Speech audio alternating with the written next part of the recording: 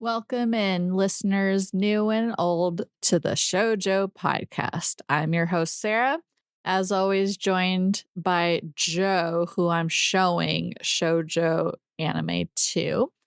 This will be our second episode covering Hana-Kimi. We'll be recapping and discussing episodes 3 and 4. So make sure you've watched those if you plan on watching along. Otherwise, Joe does a great job at running us through if you just want to listen to the podcast on its own. And yeah, we're having a lovely midday recording session. Normally we're recording more in the evening, so we'll see if we get a little bit more energy. But yeah, how are you doing, Joe, on this fine Memorial Day? It's summer. Let's go. It's hot outside. Boo. Yesterday, I went for the first time, I went to Cedar Point. The theme park place. The theme park that has a bunch of roller coasters. How was it? Took a day trip there. It was pretty good. I rode some roller coasters. How do you feel about roller coasters? I love them. Do you? Yeah. Big fan. Why? You hate them? That's so weird. Because no, I'm just like, most people I know don't like them. So it's like I never, even though I live not that far away from Cedar Point, it's only like 2 or 3 hours away. Mm-hmm. I've never been because none of my friends here really want to do that. But my girlfriend does. So I was finally able to go. And we went to Cedar Point and we rode 5 roller coasters in our little day trip. And it was pretty good. Nice. I like going fast. I don't get freaked out by roller coasters anymore, even when they're going real fast. Nice. Do you have a favorite type? Fairly. I like spinning or like flips. The more adrenaline, the better for me. I like pretty much everything. How about you? Mm-hmm. This one I rode was like a wood hybrid one. So it's like a wooden roller coaster, but it also like goes upside down and stuff because there's like metal components that reinforce it and things like that. That was pretty fun. And so I do like that because the thing that's nice is that you go into the structure, but you can't exactly see where you're going all the time. Because with most like steel roller coasters, it's like a big track. You can kind of just look and see where you're going. Mm-hmm. But in this, it was a little ambiguous, and that's fun. It reminds me of Space Mountain at Disney World. Isn't Space Mountain done? Isn't it gone now? Or it's changed? They changed it or something? I don't think so. They do something? Oh, I thought they did something to Space Mountain. Did they do something? I don't know. Mountain? Maybe I'm mistaken. I know they freaking rock and roller coasters now, like a Muppet one or something crazy. Maybe I'm mistaken though. I think it's still there. Okay. I went there last time I went to Disney World, which wasn't that long ago. Okay, that's true. But yeah. Well. So I went to some roller coasters and it was pretty good. That's like dream date. Who doesn't? I think theme park dates are a lot of fun. What was the temperature like? It was like 60 to 70 degrees. It did rain for a little bit, but it was only like 30 minutes. It was like overcast. Yeah, it was not bad. That sounds like a lovely time. That was pretty cool. It was good. Aside from that, I also have watched the show, I think it's called The Chair Company. Never heard of it. The Chair Company, which I watched, is a Tim Robinson show. Oh, okay. You like him? Yes. Nice. About this guy who is trying to investigate a conspiracy after his chair breaks during a presentation. And it's pretty wild and kind of all over the place. Oh, okay. It doesn't really at the end of the season, it kind of sets up another season, which is a little weird, but I had a good time. Well, good. Nice. Yeah. Also takes place in Ohio, which I thought was very funny. Oh, nice. You're just an Ohio citizen now, enjoying Ohio stuff. Yeah. I guess so, yeah. Let's see. I have been continuing the trend of doing just a bunch of stuff. Lots of social outings. Ooh. Okay. Yep. More like singles stuff, which I think I'm just like singles specific is not gonna work because then everyone there is a little too eager, and then I'm like, why are you so into me? Oh yeah. So I just need to do more general things and then find the single people at those. So yesterday I went to it's called Coffee and Chill, where I went and did like mat Pilates, which was brutal. I felt so unfit compared to everyone else, even though I've been working out for like 2 weeks now. It's also outdoors, which is like, oh no, I'm sweating, and then I'm supposed to try and mingle with people after this. But after that, it's you can like do cold plunge, like an ice bath. So that was a little rough at first, like hurts at first, and then you go numb, and then it kind of starts to burn. But maybe that's because I was staying in too long. And then there's like coffee and stuff. So that was nice. I just keep getting like girls' contact info. And I'm like I'm learning I'm a good wing woman because I went with my friend, and the singles thing we went to, he like got or he hit it off with 2 different ladies, and I'm like so excited for him, but then not for my prospects at these things. Dang, you're like a hitched. You're like a hitch. Yeah, maybe. I don't know that. I feel like I can talk to people in a casual way. I just don't initiate anything. Like, I don't think I have like a flirt arsenal to work with. I think I just talk to people. And one part of the problem is just like giving everyone energy. I think it's because I find myself entertaining. So I seem like I'm having a good time, even if I'm not interested in the other person. Cause I'm like, I'm keeping myself interested. And then everyone thinks we're connecting, and then it's like, yeah, that was nice. Okay, moving on.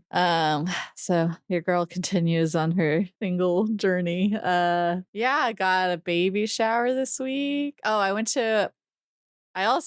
did 2 different events yesterday, and then I went to like a gather. It was like a meet and greet for a Survivor player. It was my early Father's Day gift for my stepdad, and it was Coach, his favorite Survivor player, who I think is just an idiot narcissist, but he likes him, so I got his tickets to see that, and it was a surprise.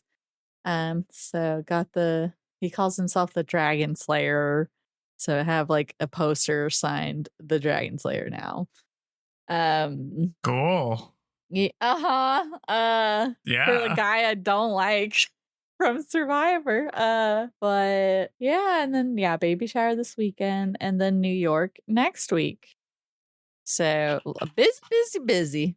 But today I am having a chill day in and playing day 1 of early access for Paralives, which is kind of like a sim, like The Sims, but like an indie version of it. So I played like 5 hours of that today and enjoying it.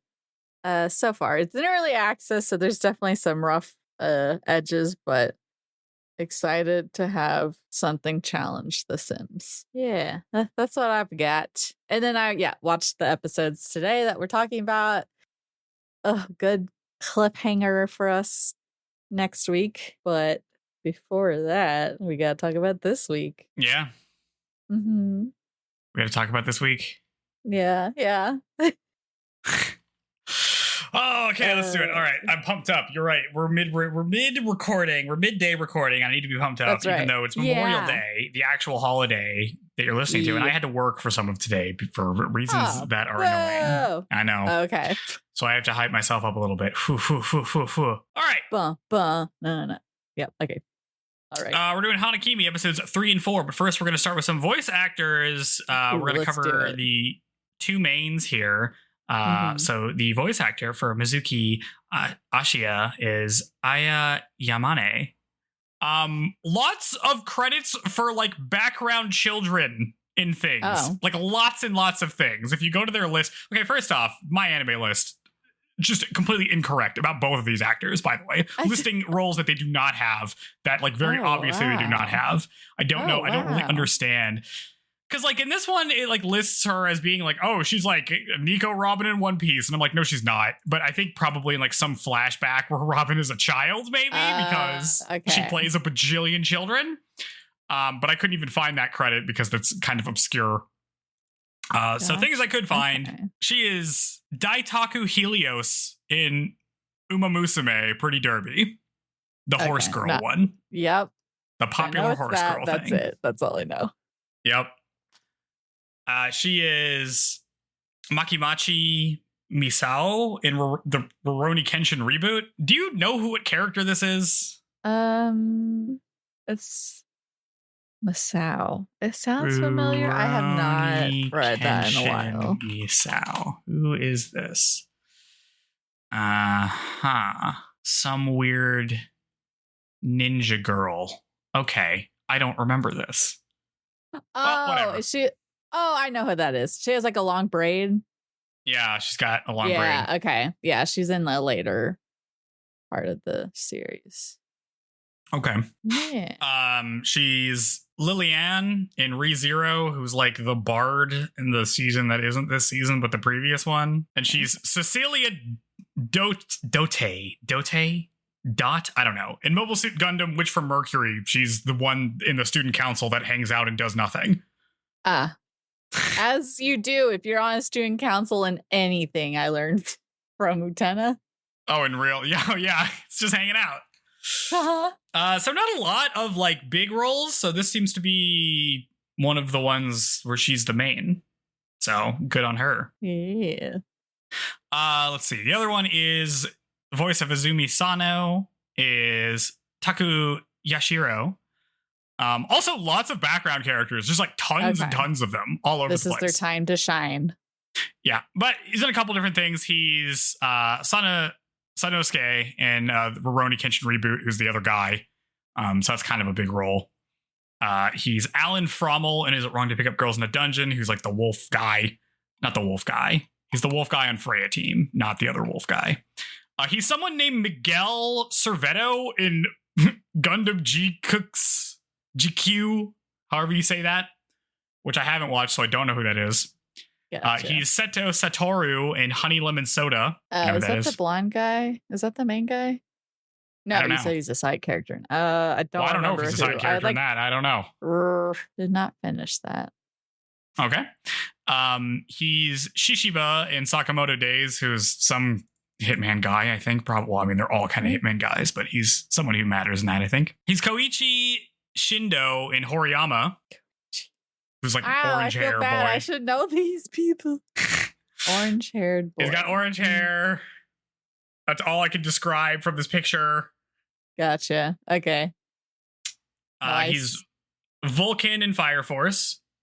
He's someone named Gugu in To Your Eternity, who looks like a child wearing a giant helmet. And he's someone named Terry in Rune Factory 5. Did you play that? Oh, okay. Oh my God, Terry. Okay. That is the character that I was like, how is this not a romanceable character? Because that guy is like hot. And I was so pissed that he was not. I'm going to look it up. Rune He's like, you would love him. He's like a detective man, mysterious detective guy with cool little glasses. Oh, yeah. This guy's cool. Yeah. Yeah. He is kind of cool. Yeah. Yeah. Oh, what could have been? Good thing I left that one for last for you. Yeah. Dang. Yes. Yeah. Yeah. So not like any huge role, I feel like. Mm-hmm.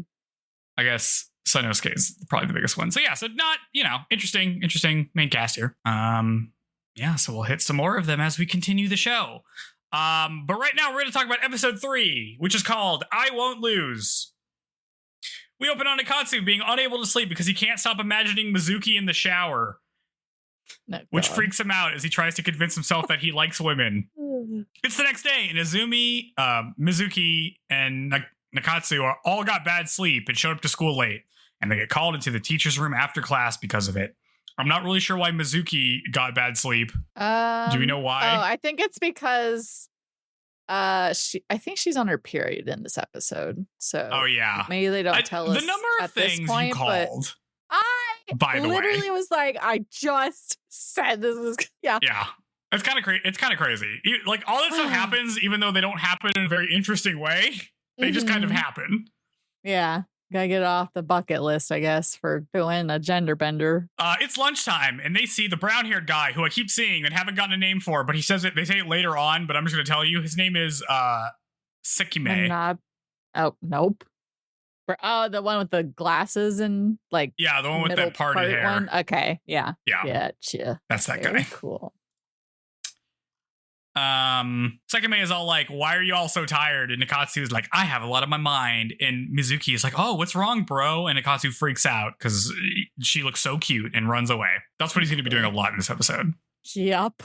They all go to have lunch, but Mizuki peels off and she goes to the women's bathroom because she's having her period. She goes to she comes out of the women's bathroom. Why is there a women's? Okay, we haven't seen any female teachers, although I'm surprised there isn't a female teacher for all the boys to drool over. Surely we'll have that true. At some point. But it is like a faculty-only bathroom. Yeah. Is what it says. But like, what? She comes out of the women's bath. What are you doing? She's not trying at all. No. It is the most it's the most obvious. It's so bad that someone addressing her as a female is like, she doesn't even call it out. Like, hey man, I'm a man. Like zero effort. Truly. No. We get a flashback to Umeda giving her medication for her period because she hasn't planned at all, I guess, for anything. No. Why can't she just buy her own medication on her free time? What are we doing here? Yeah. I mean, it's not like he's getting her sanitary products. It's just like painkillers. But yeah, I feel like that's just a thing you have. Or at least I always have on hand. I'm very critical of Mizuki for not putting basically no effort into this at all. Yep. Just coasting by. The most effort was flying to another country and then that was it. Yeah, you think that would take a lot of planning, right? And if she was good at planning, she'd plan some other stuff. Well, no, because she got there freaking the day she starts school. True. So terrible planning abilities overall. That's so true. Anyway, later she sees Rika at the school gates. She's like, hey, Mizuki, it seems like Izumi listens to you because he normally would never meet with me. But after you told him, he did meet with me. So I guess you have lots of influence over him. Mizuki's like, oh, okay. And then she's like, anyway, I want you to stay away from Izumi. You seem kind of like you're stalking him and he needs to focus to get back to high jump. And Mizuki's like, what are you talking about? But Rika gets aggressive and says that Izumi isn't himself if he can't high jump. Mizuki's like, what's your problem, dog? Winning isn't everything. You can quit sports and still be yourself, she says. The scene gets all intense as Mizuki realizes that she likes Izumi by how he jumps, not because he's like a winner. She doesn't really care if he wins. She just likes how he jumps real good. Rika gets mad and is about to slap Mizuki when suddenly Izumi shows up and stops her. He tells her off and says that he quit high jump because he chokes under pressure, not because he got injured. Anyway, leave my friend alone. You're not my manager anymore. Also, don't come to the school anymore. And then he drags Mizuki away and she's like, let go. And then she gets mad at him. Stalker. Yeah. And then she gets mad at him for telling Rika off because she's like, oh, she was just worried about you. You don't need to be so mean to her. And that's the end of the scene.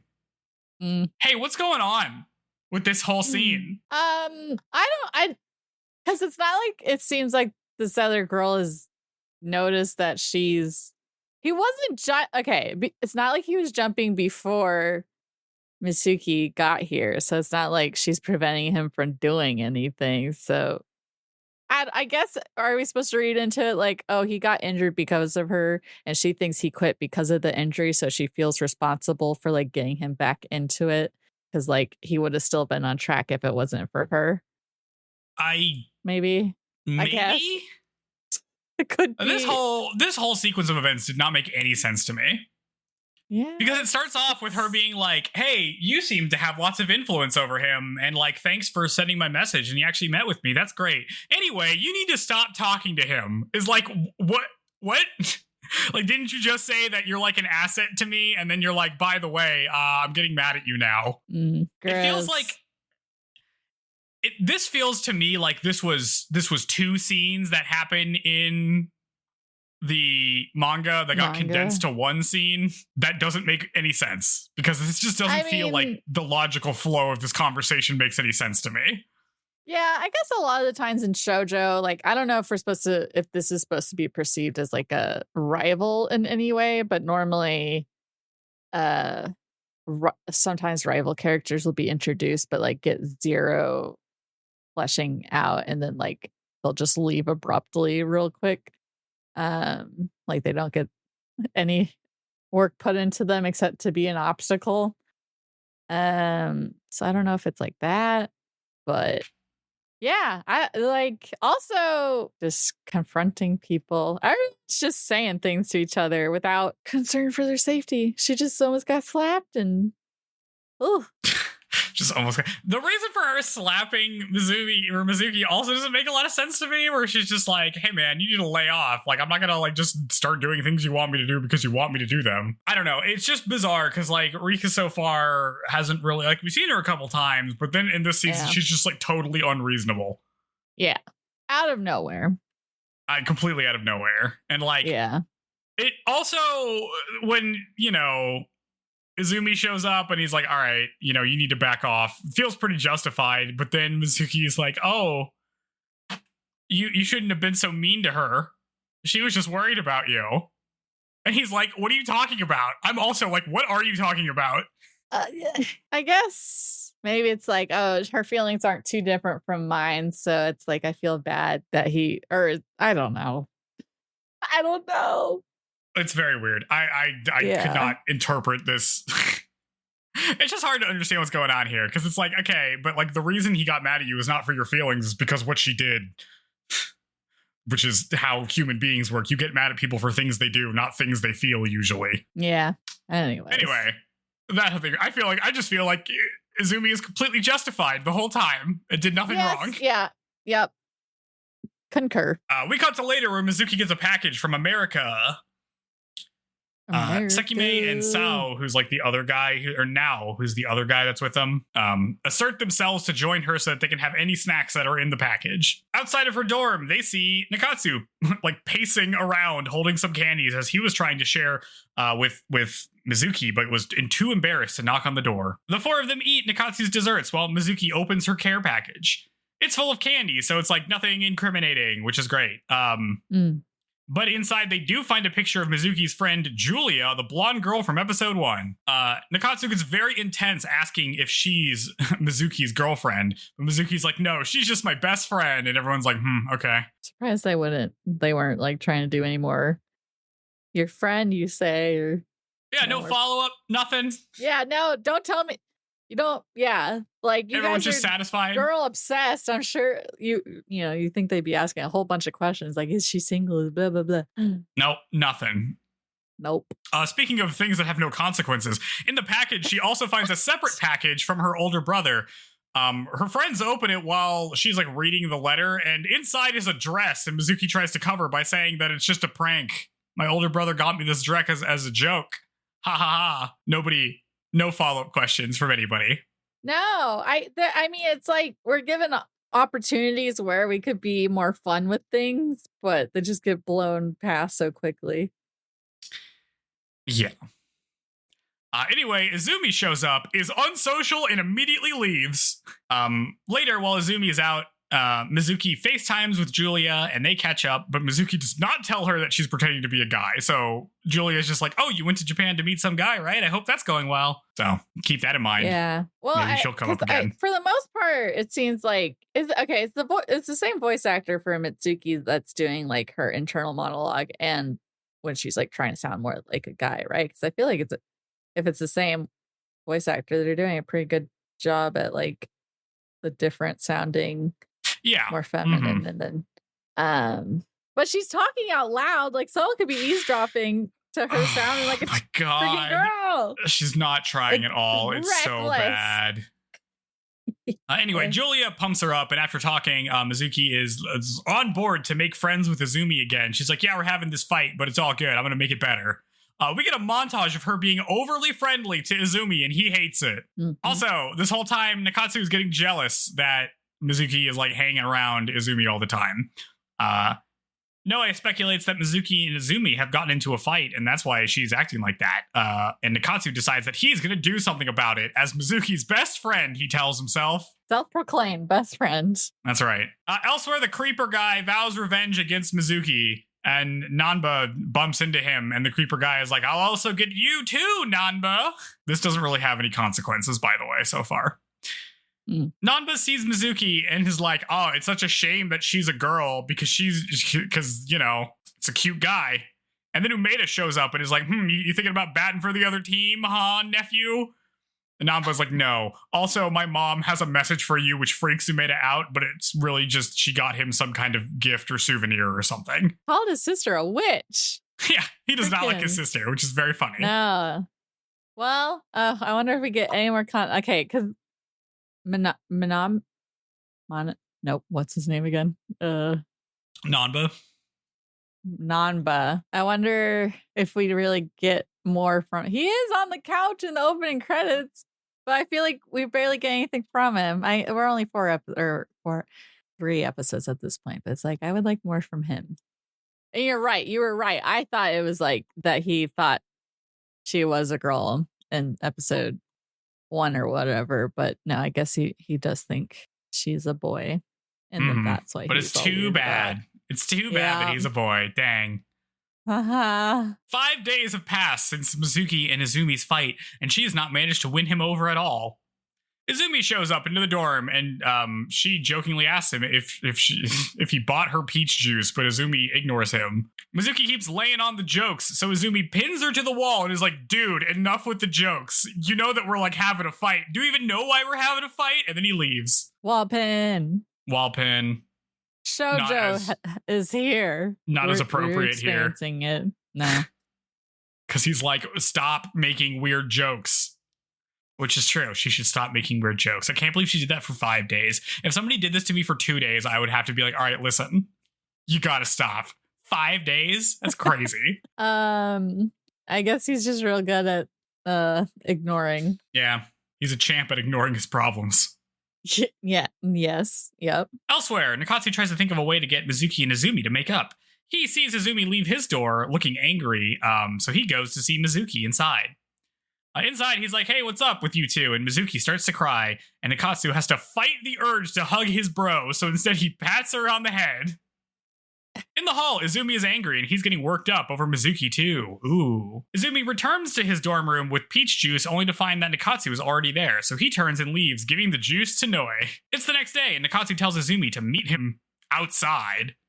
Elsewhere, Mizuki has red eyes from crying, even though she was crying, like, the day before. So I guess she cried this morning also.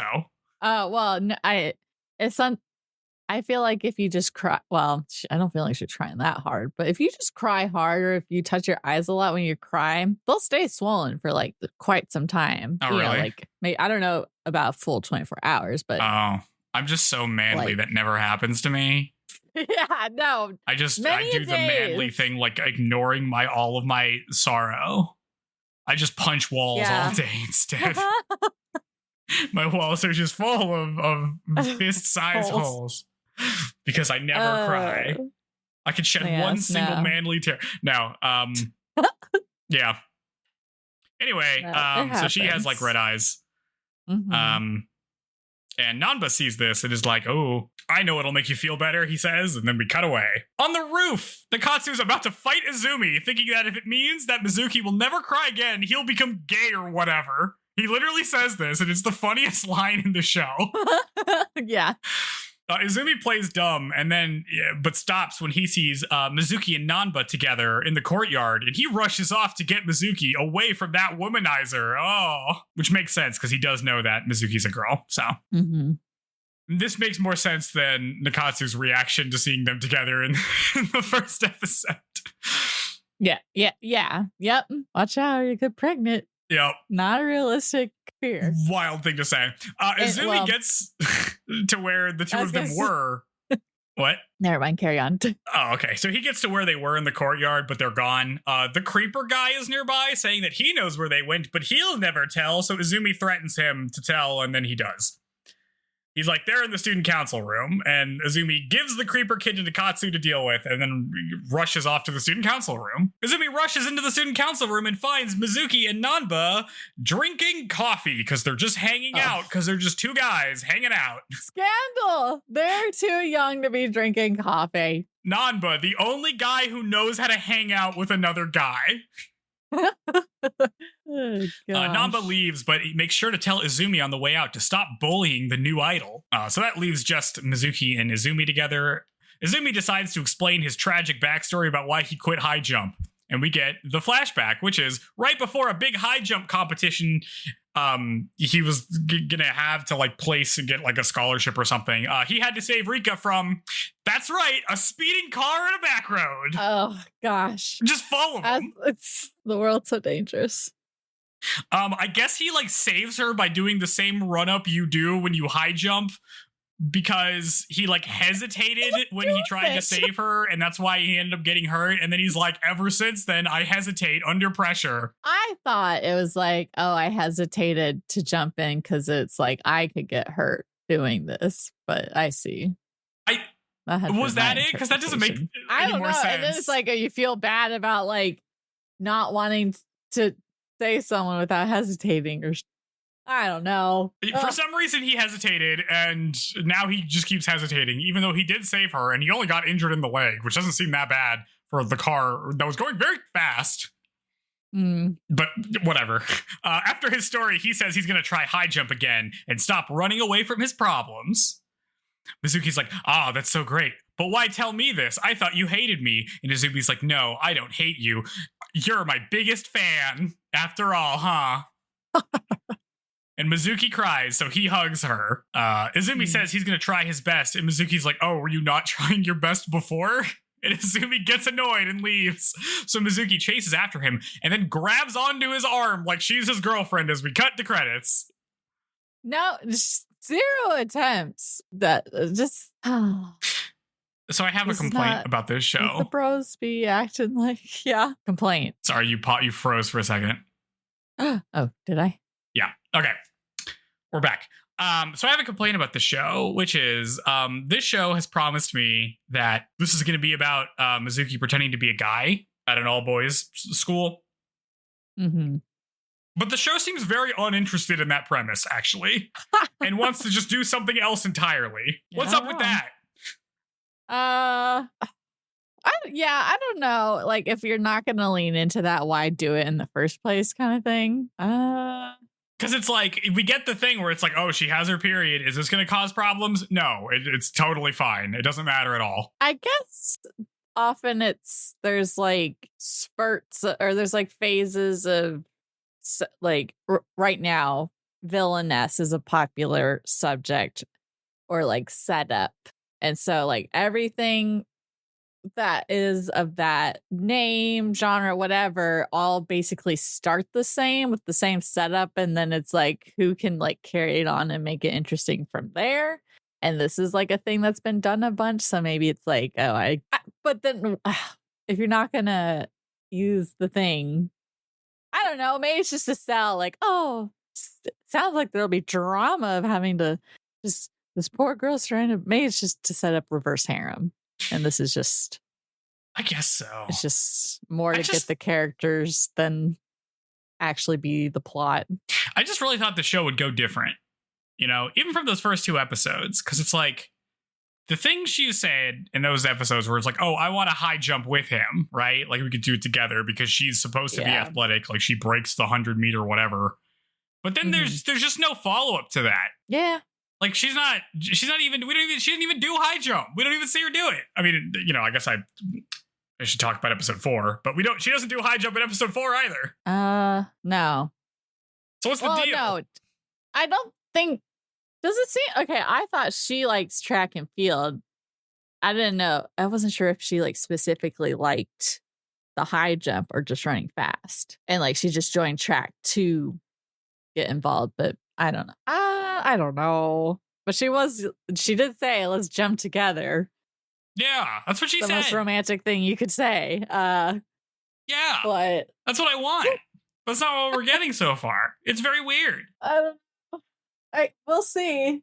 We'll see. Maybe he'll like show an interest in her and want to see it in return or something. Yeah. I'll show you mine if you show me yours. It's kind of high jump edition. Oh, hell yeah. That's what we need. Yeah. Okay. Well, I'll talk about episode 4 and then I'll complain more. Episode 4 is called The Source of Strength. We open on Izumi practicing high jump. Afterwards, he sees that Mizuki has left him a towel and an energy drink in the locker room, and I'm pretty sure it's Picori Sweat, which is a really good energy drink. Izumi comes home and gives Mizuki peach juice, and Mizuki's like, oh, he must have found my gift to him, and wonders if it's appropriate for a guy to give a guy a gift like that. He's like, oh, is that like a thing only a girl would do? But it doesn't matter because Izumi already knows that she's a girl. Mm-hmm. But once again, bad at this. While Izumi is showering, we see that Mizuki has gotten good at speed changing. So if you're wondering how that happens, she just does it. I feel like he's probably, well, she thinks it's speed changing, but surely he's also taking his sweet time because he knows she's a freaking chick and needs to do all this stuff. Yeah. And she also like clearly has some kind of like athletic we saw that. Yeah. It's some kind of like a compression thing. Yeah, it's like a compression thing. Mm-hmm. Which, okay. Chest binding. How is he feeling her boobs in episode 2? I don't know. It's not going to do that much. I guess. I don't know. It was just kind of weird. Anyway. Let's see. Yeah, so she changes, and then Izumi comes out and fixes her hair because they're a couple now, is what I have written down, basically. They go to eat lunch with the boys, and they all talk about food for a long time. Because this is setting up a joke later that doesn't translate. Mizuki overhears some boys talking about sports matches they want to go to, and she wonders why, like, school sports are such a big deal here. And Noe explains that it's a chance to meet girls in the stands if they play against, like, co-ed teams. Because, you know, that's the only time they can meet girls, I guess. Yeah, but don't you think a lot of the girls are probably there because they have a crush on a guy on the team, so they're there for that guy, not some random chump hitting on him in the freaking bleachers? Did you go to any like high school sports games that weren't football games? Participated in like cross country meets and track meets, but no, I never ever. Yeah, I don't think unless you're going to like the most popular sport at your school thing that everybody goes to, you're only going because you're like dating someone on the team or your friend or your friends or something. Yeah. But yeah, very sad situation for these boys. Yeah. They can't meet any cute girls. Yeah, poor things. Nakatsu tries to build up the courage to ask Mizuki to watch his soccer game. And he eventually does. And she's like, yeah, man, I'm going to be there. Like, sure. He's fun, these episodes. He's very funny. Mm-hmm. It's the day of the game, and Nakatsu's disappointed to learn that Mizuki has come with Noe, Sekime, and Izumi. So all the guys are there. Mizuki and Izumi watch the game while Noe and Sekime try to talk to girls unsuccessfully. Nakatsu wins his match and Mizuki compliments him, which sends him over the moon. While walking home, the gang runs into a Kahlua-looking dude who taunts Izumi. That's my note. He looks like Kahlua from Hunter x Hunter. I was like, this guy's got cool hair. He's Kagurazaka, a rival high jumper. Another easy name. Another easy name to say. Let me just make sure I'm saying that right. Yep. His name's Makoto. We could call him that. I like that name. It makes me think of Persona 5. Okay, we're going to call him Makoto so that Sarah can say this more easily and not me, who has to read it 50 times in these notes. Yeah. For me. Mizuki stands up to Makoto saying that Izumi is definitely going to beat him. And Makoto's like, you're kind of cute, but also whatever, dude. And then those ladies that Noah and Sekime were talking to were like, oh, hey, you're the hot guy. And he's like, yeah, that's right, ladies. It's me, fake Kahlua. Well, he's like, calls her Missy. And I'm like, is no one he's like, calling what her the hell? girl. Yeah. No one says anything. Not even she's picking up on it. Nope. Everyone's just not even letting aware it slide. that she's supposed to pretend to be a dude. Yep. Doesn't matter at all.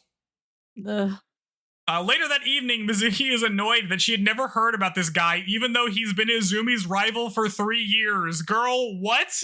Fake fans. You're my biggest fan last episode. This episode, your rival? Who's that? Well, I mean, okay. He was in middle school. What middle schooler is getting like reported on so heavily that we know everything about his freaking little career? Yeah, that's crazy. With a rival, it's like. But you never even looked up like the stat lines, like the results of competitions. At their disposal. Well, no, not the time that this was made. Are we seeing people with phones? Yeah, she FaceTimes Julia. That's right. Yeah. So, right, like, they got girl, phones. You should be informed. You're enough of a stalker to move, like, literally into the same dorm as him, but not actually know anything about it. Kind of sad. Mm-hmm. Anyway, Izumi shows up and is like, hey, it's kind of embarrassing when you keep talking me up, but I kind of like it. So thanks. Because they're a couple. Sometime later, Kayashima, who's Nakatsu's roommate, like the weird guy, sends him a bunch of lemons in a box because they're farmers or something. And the guys are like, what can we possibly do with this many lemons? And they try to think of a way to use them. That would be, I also not know what to do with so many lemons. Yeah. I would just give them to people. Here you go. What they end up doing also doesn't make a lot of sense to me, but, whatever. So much lemon zest.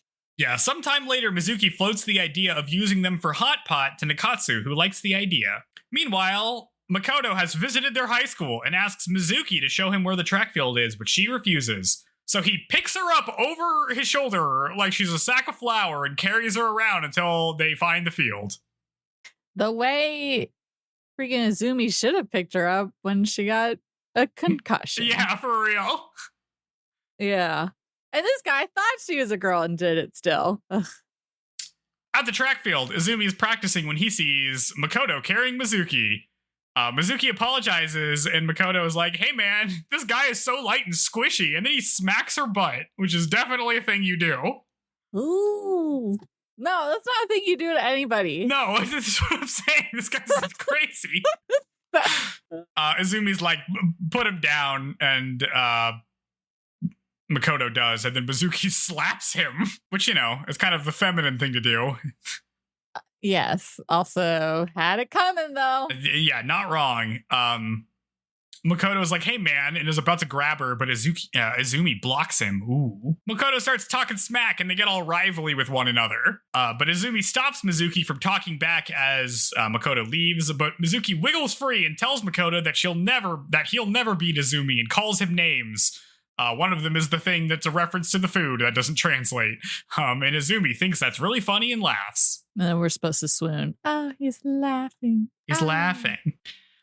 Later, Izumi takes a shower while Mizuki hangs out with Yujiro the dog. She tells Yujiro how she fell in love with Izumi's high jump after she had a fight with Julia back in the day, and Izumi overhears this because she's talking out loud to a dog. And he invites, like she wants to be heard. God, and he invites Mizuki to watch her high jump tomorrow, or to watch him high jump tomorrow. It's tomorrow, and Izumi shows Mizuki his high jump. He sucks and can't even clear a mid-sized height bar. Mizuki runs over and cries and tells him to stop, and Izumi says he'll never get back to where he is like this, but even still, he's not about to give up. Mizuki goes to see Dr. Umeda to talk about whatever's going on with Izumi, and Umeda's like, yep, that sounds like some mental thing. He's like, his body panics when he's about to jump, and that's why he blows it every time. Mizuki gets I feel like Yeah. he knows too much about this kid. Like, why does he know so much? He's thinking too much about this. Dude, he's got nothing else to do. I mean, what do you got to do as the school doctor? Nothing. Yeah, I got be scared of your sister. Yeah, he's in witness protection, basically. Mizuki gets all pensive, so Dr. Umeda changes into a carnival-style bikini outfit to try to cheer her up, and she's like, what the heck, man? It's a very weird... And I was like, what the heck, man? I was also like, what the heck, man? But, it's cute. It's whatever, man. He's having fun. I love it when a voice actor says English words in a jaunty way. Oh, yeah. He changes back and tells her that Izumi needs to mentally relax to get back in shape. And is like, I don't know, maybe if you can make him feel like he's being, spotted. or like protected in some way, maybe you could get him to relax. Just do whatever you can, Mizuki. And she's like, okay. She leaves, and Umeda gets a text from his sister about the gift that she gave him, and he texts Nanba, and Nanba's like, yeah, I'll leave it on the front desk for you. At the dorm, there's a lot of setup for this one thing. There's a lot of setup for this. It was really hard for me to try to summarize this because I'm like, this is actually not important, but whatever. Mizuki runs into Nikatsu at the dorm entrance, and they got lots of groceries for their hot pot party. They grab everything, including Umeda's gift, which is some kind of wine. They all have hot pot together in like a common area that anybody could walk into, even though they were acting like it was a secret. They put a bunch of stuff in the hot pot and then cover it with lemon slices. Is this a thing people do? What is this? I think the joke with hot pot in anime is that like hot pot, oh, you can put anything in there. And then there's like the weirdo who puts gross stuff in it and ruins it for everyone. But that's not really how hot pot works. Put like a cheese wheel in there. This is the thing, is like I've had a hot pot several times. The stuff you put in it doesn't really change the flavor of the broth because the broth is so strong. Like, what are you gonna do? Unless you like put a liquid in it. But also lots of lemons you just layer on top. That's weird. That's a weird broth, man. I mean, that sounds kind of nice. I guess so. Lemons I like spicy hot pot though, so maybe I'm just not the. I don't like. Okay. I've only had it once. Yeah, it's probably fine. Twice. Yeah. Anyway, they pass out drinks, and Mizuki pours Izumi some of the wine without knowing what it is because nobody reads. Some time passes, and Izumi leads because he's drunk. More time passes, and Izumi's still gone, so Mizuki goes to look for him and finds him in their dorm room. Elsewhere, Nanba finds the boys' hot pot party and sees that they have the wine. Back in the dorm room, Mizuki's like, oh, you're all red. Are you okay, Izumi? And Izumi gets real close to Mizuki and kisses her. And she's like, oh, as we cut to credits. A kiss. I thought this was going to be where she accidentally drinks it. That's what I thought too. I'm like, oh, that would be kind of fun. Like, cutesy. Yeah, that's what I thought was going to happen. Not him and then forcing himself. So not the best look. But also first time drink. Drinking does not make you do anything that you don't already want to do. It just emboldens that's the you. point, So right? he's been wanting to smooch her big time. That's what I'm saying. But that is she now going to be like, oh, he's into guys because I'm an idiot and don't think that he's found me out? That would be extremely funny. I don't think that's what's going to happen. What's going to happen? Oh, I think that's 100%. Do you think that's what's going to happen?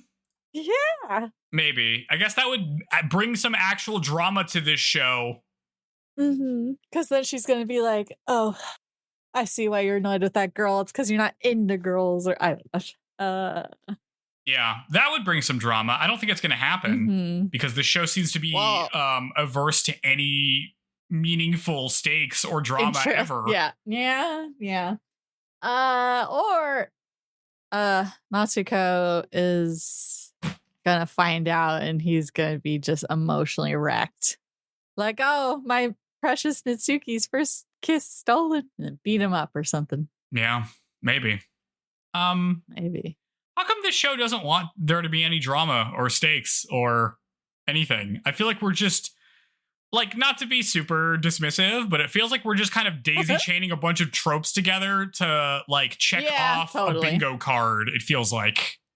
Well, I would say welcome to shoujo. A lot of shoujo is like this. It's not normally... I would say this is a lot of the shoujo that was not made into anime. Okay.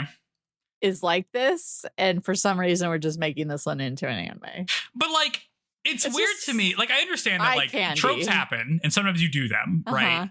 But like, you know, like shows have a beach episode or whatever because people have beach episodes. But like, if you don't really care about your beach episode, it's just like a whatever throwaway thing. You just throw some gags in there and move on.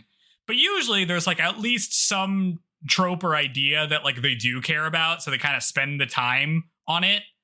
But this one just hasn't really found that. It seems like the biggest thing we have here, and the only thing I think has any stakes, is whatever's going on with Nikatsu, who's the funniest guy in the show. Yes. Yeah. And like his whole deal of being like, am I gay? I guess I could be. I guess it wouldn't be that bad. I don't really feel like I'm gay, but I don't know, maybe I am. Like that's pretty good so far. Yeah. But everything, like all of the Izumi stuff is just kind of so straightforward, and doesn't really feel like there's ever actually any stakes to it. I don't really know what we're doing here. I don't know that there's like any. I mean, it's 23 volumes is the crazy part. So what are we doing? It is pretty long, but like, you know, the show is not like the stakes of her getting found out, not present here. Like lots of things show up. Nobody's suspicious. We just kind of like things are just kind of happening and everyone's just kind of like, whatever. So that isn't really what the show is leaning into. Izumi's like whole backstory thing and like what he wants is also kind of straightforward, where it's like, I have performance problems because I had a traumatic event. And it's like, okay. But like, I don't know. I'm going to be kind of irritated if the show that is playing with gender ends with Mizuki becoming the ultimate support person for the boy she likes in like the most traditionally feminine way possible, in the most support your husband way ever. Ooh, I'm gonna get kind of annoyed by that. Is he gonna support her? It's a plot from 1996, as a reminder. Oh, come on. But, like, I don't know. Like, she doesn't have 12 episodes. It'll be okay, Joe. It'll be okay. But, like, there's got to be some more to this, right? Like, it can't just be that. How come she doesn't want to high jump herself? How come she isn't trying to perform in the sports thing? Well, obviously, she just dropped her entire life to meet this guy. And also, at some point, somebody comments about knowing it. So how mortifying is that everyone knows that you're the freak who, like, stalked a guy by moving the country? This is the thing that's crazy to me. Is like the criticism that Rika has for her isn't appropriate for when she gives the criticism, but it is in episode 4 or like later on. You know what I mean? Like Mizuki becomes the weird stalker that she accuses her of being after they have the conversation. Yeah. Yep. And this is why is this in the order that it is? It's like everything is there. All of the pieces are there, but we're just not picking them up and putting them together. We're just leaving them wherever they are on the floor. And I'm like, this is not how you make a puzzle. What are we doing? Not everyone's good at solving puzzles, Joe. I mean, clearly Nikatsu's going to carry this show. Yeah, 100%. Very clearly here, which is sad. He's a delight. He is the most doomed guy. He's almost Taichi levels of doomed. Not a place you want to be. Not a place you want to be. If we had come away from the show also liking the doomed boy who we know is never gonna like get what he wants, that would be kind of funny in its own way. Yeah. But man, I mean, I feel like traditionally it's like normally the second male lead character is always like, oh, he's like too pushy or too this and that. And then he has the redemption arc where it's like, okay, he's okay, but obviously he did that messed up stuff. So we're not rooting for him with our main character. But this is where it's like, I would rather this happen. Yeah, he's just cooler already. He's like totally great. You know what I mean? Like there's nothing wrong with him. I'm like, let's put him on screen more. Izumi's kind of a nothing guy. Let's put Nikatsu back on. Well, Nikatsu likes Mitsuki for who she is, and to the point that he's conflicted about his own sexuality because he's like really likes her. So he's like, okay, I'm open to whatever this means if it means I can. Yeah, that's so much more pure. Then like, oh, Izumi knows she's a girl, so he's just operating with that but keeping a secret from her that he knows. Ugh. Okay, you're like convincing me more to be on Team Nikatsu. If he doesn't end up with Mizuki at the end, we're rioting. I'm flipping over a car. A whole car. That's right. So strong. Oh man. Yes. Okay. There was a scene where Izumi's in the shower. It looked like he had brown hair. And I was like, that looks way better than the hair color he has. Oh, really? But I was like, at first I was like, oh, does he like dye his hair or something? But no, there's just the shot where he's in the shower. It looks like he has brown hair. And I liked it better. It looked better with his, maybe if he was more handsome with better hair, I would be rooting for him, but I'm not. Not that the other guy has better hair either, but. Like. she's not ending up with the hottest guy, so I gotta go for personality, I guess. It's bizarre to me that like the opening has them all on the couch when Umeda is gay and also an adult and also is not going to be a love interest. Clearly, like they're not even hinting at that. He's just like a guy who hangs out with Mizuki sometimes and says stuff like, yeah, that sounds like a mental problem. Also, here's some painkillers, which is fun, but also not like anything remotely romantic. Mm-hmm. Nanba is just like a guy. He's just like a dude who's like, what if you had a friend that was an upperclassman that was a normal guy? Normal guy. So like, I don't really know what they're doing on there. Other than that, they're just two kind of hot guys. Yeah, we just want a feast for the eyes. That's what the whole show is, I guess. So I don't know how satisfied you'll be with this at the end, Joe, but we wanted to cover something new, something short. That's true. Here we are. Let me ask you. It's delivering on those things. Let me ask you the most important question of Hana-Kimi, which is, has this changed your opinion about high jump at all? No, I just said high jump's like a thing that they make seem cool in anime. Not that I thought it was cool. Right, but what do you think about high jump now? I want to know your high jump opinions. Do you think it's cool? Do you think it's cool when he goes over the bar? It's not the coolest thing that could be done in anime, that's for sure. I'm indifferent. What's the hottest track and field sport? Sparkles. Is it triple jump? Where they do the little leg pump? No. Okay. I mean, it's more like, okay, if he does high jump, that means he's probably tall and people like that. Or, oh, he does shot put. That probably means he's strong. We like a strong guy. Like, I can think of like physical attributes that probably make you more suited for a particular thing. I don't know that. I guess just like 200-meter dash. That's the hottest one. It's like you can go fast, but you can still kind of. It's because I do it, so I find it exciting. I mean, it's got to be javelin throw, 100, right? 200. They throw a spear. Is that in? That doesn't activate your like caveman senses of like, oh, yes, the ultimate provider sport, throwing a javelin. No, but I'm also just lacking the instincts of what a suitable partner for procreation. Yeah, I'm missing that. Pole vault's cool because they go real high. I think the ones that look goofy, like shot put, looks kind of goofy just because like the way you do it. Looks kind of. Well, there's different stances, but the one I had to do for it looks stupid as hell, and I felt lame doing it. I mean, like it's one of those things where it's like if you ever try it, you're like, this is really hard. But when you watch it, you're like, that's like a ball that's not that big, even though it's like incredibly heavy and hard to throw. Hurdles, you're just scrunching up to do, and I don't know. It just depends on it depends. Are they making some poor souls out there had to wear the whole like unitard track outfit where it's one piece and it's like real tight in the crotch, and like I feel like I'd be so self-conscious if I was one of the dudes having to wear that. Some schools, I don't know if it's like they just hadn't upgraded gym equipment in like decades, but I was like, why are they wearing this? And then there's like girls who'd have to wear the tiny little shorts, and I'd be like, oh, I'm so glad we don't have to wear that.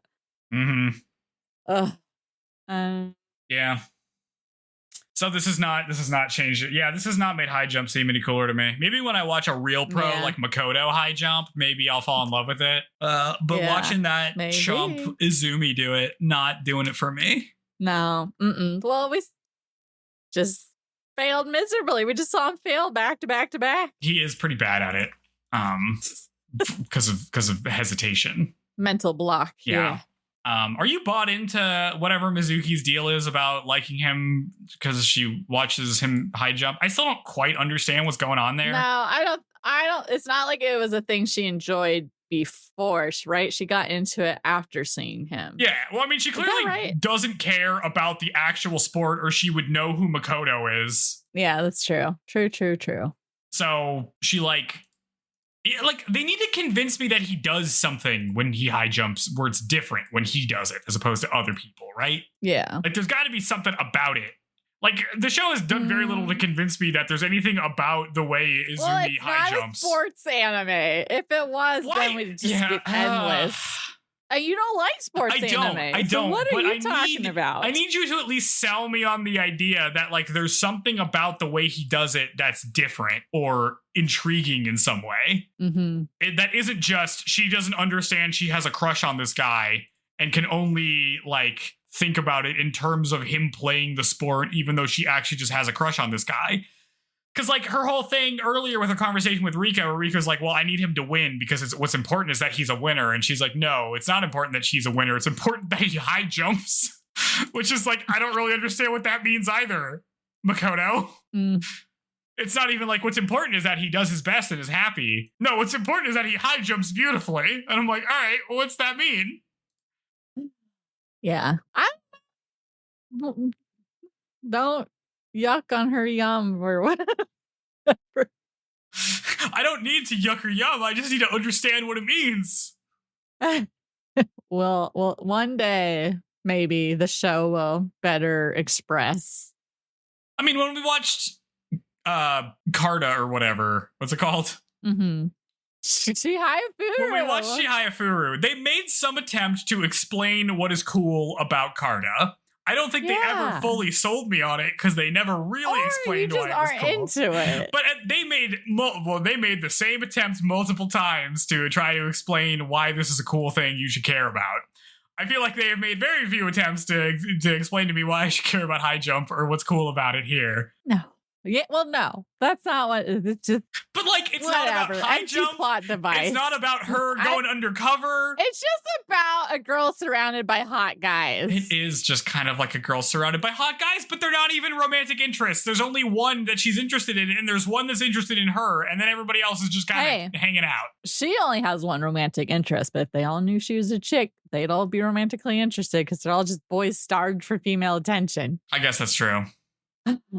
Anyway, we're only at episode 4. We got plenty of time. There's plenty of time for this to turn around, you know? Plenty of time. We got 8 episodes left. Yeah, that's more than... We're a third of the way. We're only a third of the way. Anything could happen, and I need it to start happening. If you say so. We can do it. I believe in the power of more episodes to deliver me the things I want. The idea that we hit both of the things of like, oh, somebody accidentally gets drunk and it's just kind of like, well, we haven't got the payoff for it yet, but it doesn't seem like anything crazy is going to happen. It's like I have consumed shoujo for years and years and they use the same things over and over again. And I just called it so good. Yeah. And then like the whole, like, you're like, oh yeah, she like has her period and that should be something. And it was nothing. It's just like, that felt like we're just... What normally happens? Well, I guess he's already princess carried her, so normally it'd be like, oh, I passed out, and the guy like picks her up and takes her to the infirmary, kind of thing. It did already happen. It's not like it's where their identity gets revealed from it, but so I don't know. It wasn't like an important. I don't know, just reasons to go visit the doc. I guess I don't know. Just have a scene of her coming out of the women's bathroom like it's no big deal, and I'm just like, what do you mean? It makes sense that he's Nambe's uncle, because they're both like the best looking characters in the show. That makes sense. The doctor and him and eyebrow guy. Yeah. All right. Well, I think that's I think that's these episodes. Yep. We're at the halfway point next time. Yes. Pick up the puzzle pieces. Dear shoujo listeners, bye. Slot those pieces together. We can do it. There's still time. But in the meantime, while we're doing that, rate us 5 stars on your podcast platform of choice. Leave us comments on videos and in Spotify and in other places. We read all of those. And we take your comments and suggestions seriously. Yes. So that will happen. Yeah. Anyway, if you have questions you want to send in, you can send them in to shoujopod@gmail.com. We will read those. gmail.com. All right. Okay. Well, we learned that Joe's disappointed so far. What else have we learned? What did we learn from these episodes? Look, if you don't want to, I'm just going to make everything about that damn dog. If you don't want to adopt an animal for like companionship or for like picking up chicks, at least use it for like being present for moments. You're not going to make the TV edit if you're not around, so you need that dog to get you in there. I learned Okay, your turn. that if you need an excuse to get one of your characters drunk, you need to create a weird Rube Goldberg of plot devices where some character gets mailed 10,000 lemons and then other characters decide to turn that into a hot pot experience, which I don't really think makes a lot of sense. And then you have to keep setting up the fact that somebody has a mysterious gift that they haven't gotten, and then you have to connect it all together to make it happen in the most complicated way possible. It feels like it should have been easier. I don't know. Is it normally this complicated when it happens in other stuff? Normally it's like, oh, I got these chocolates, and then they're like, oh, chocolate, I'll have one. And then it's like, oh, it turns out they have some liquor in them, and they're like, how could you get drunk off like that's crazy? But that's like a joke, right? That's like goofy. Yes, that's what happens. My man Izumi is just chugging like, wine over here. Throw yourself at them after you drink. Yeah. Or consume alcohol. Yes. Man. Oh, yeah. Yeah. Yeah, don't drink, kids. I wish they played that up more as a joke than they did here. They don't play anything up as a freaking joke. They don't play anything up as a joke. So much lost joke potential. It's sad. It's sad, really. It is, truly. All we can hope is that next time for episodes 5 and 6, we finally get some jokes or high jump or one of the two. Anything. Look, we got a kiss. There has to be some kind of fallout from that. It probably will immediately be resolved within an episode. Nothing spans multiple episodes, seemingly, but not really. This is the first one where surely it's gotta. We had a kiss. That's a big deal. Yeah, you'd think it's a big deal. Well, we'll find out if they think it is. It's her first kiss, I'm sure. Yep. All right. Next time. Episodes 5 and 6. 5 and 6. Yep. Thanks for listening, everyone. Signing off. Bye.